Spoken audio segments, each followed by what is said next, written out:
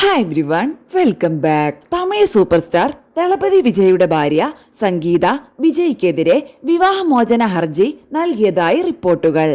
അങ്ങനെ 25 വർഷത്തെ ദാമ്പത്യ അവസാനിപ്പിക്കാൻ സംഗീത തീരുമാനമെടുത്തു. ചെങ്കൽപ്പേട്ട കുടുംബ കോടതിയിലാണ് ഹർജി ഫയൽ ചെയ്തിരിക്കുന്നത്.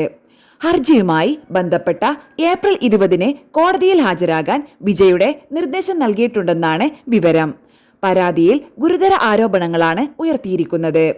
വിജയ് മറ്റൊരു നടിയുമായി ബന്ധത്തിലാണെന്ന് ആരോപിക്കുന്ന സംഗീത 2021 ഏപ്രിലാണ് ഇത് അറിഞ്ഞത് എന്ന് ഹർജിയിൽ വ്യക്തമാക്കുന്നു.